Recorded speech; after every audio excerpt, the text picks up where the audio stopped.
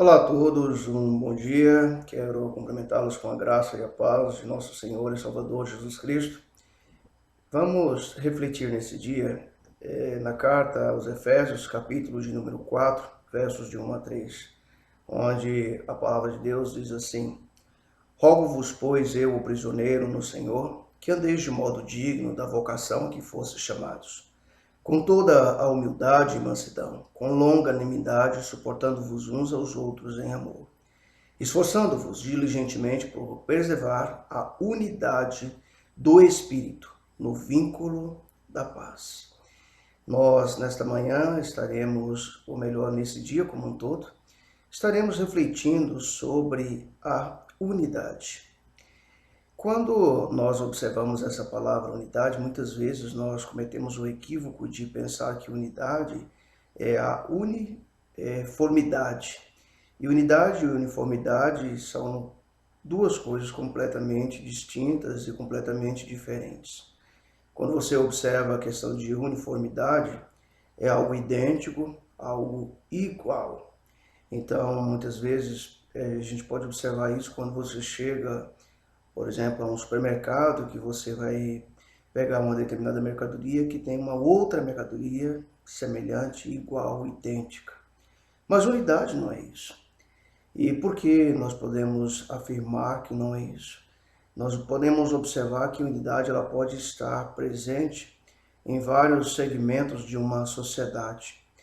E com certeza, talvez o melhor exemplo de unidade que nós podemos citar seria muitas vezes a unidade que deve ocorrer na família. Então, embora numa família existam pessoas diferentes, de estatura diferente, faixa etária diferente, muitas vezes até da maneira de pensar, de agir diferente, cada uma dessas pessoas faz parte da mesma família. Então, essas pessoas diferentes formam uma única família. E aí nós vamos entender que dessa feita nós estamos falando de unidade. Quando nós vamos olhar para, por exemplo, uma equipe de futebol, embora os jogadores, cada um desses jogadores ocupe uma posição no campo, cada um deles tenha categoria, tenha uma forma de atuar dentro da equipe, contudo, há uma necessidade de se implantar ali unidade, ou seja, todos estão ali com o mesmo propósito, com o mesmo objetivo. E esses, quando se falam no conjunto, vão formar a unidade da equipe com o objetivo de vencer, de caminhar junto. E com esse objetivo, o apóstolo Paulo, na sua carta, a primeira carta aos Coríntios, no capítulo de número 12, ele exemplifica muito bem o que é unidade. Ele vai usar o exemplo do corpo. E Paulo, então, ele vai estar afirmando o seguinte: porque também o corpo não é um só membro, mas muitos. Se disser o pé, porque não sou mão, não sou do corpo, nem por isso deixa de ser do corpo. Se o ouvido disser, porque não sou olho, não sou do corpo, nem por isso deixa de ser do corpo. Se todo o corpo fosse olho, onde estaria o ouvido? Se todo o fosse ouvido, onde estaria o olfato? Mas Deus dispôs os membros, colocando cada um deles no corpo como lhe aprouve.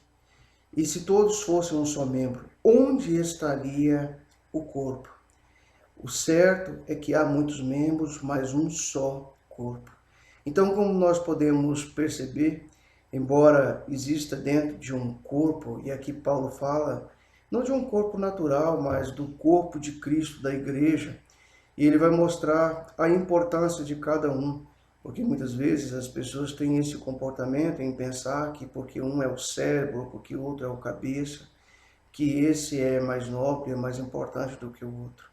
E nós podemos perceber a importância de todos. Cada membro, na sua junção ao corpo, vai formar o corpo, mas um só membro não é o corpo. E assim nós podemos observar que isso é geral em todos os campos da sociedade.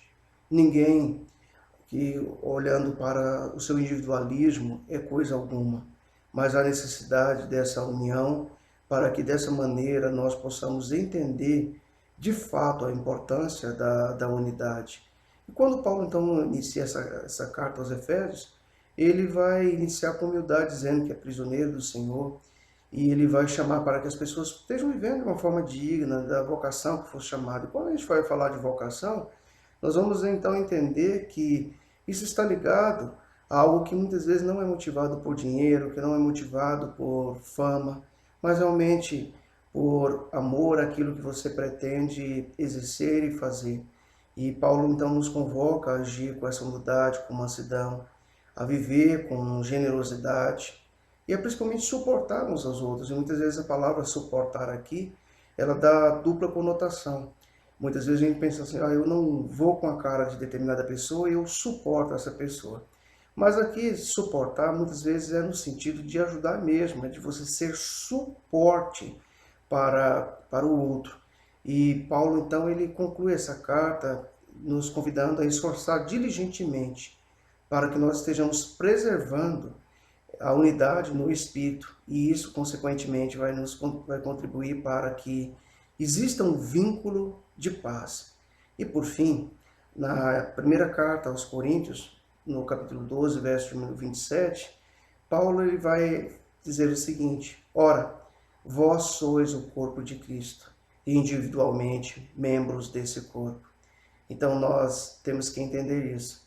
Apesar das nossas diversidades, apesar de muitas vezes nós termos as nossas posturas completamente diferentes uns dos outros, nós fazemos parte do corpo de Cristo, embora tenhamos essa individualidade.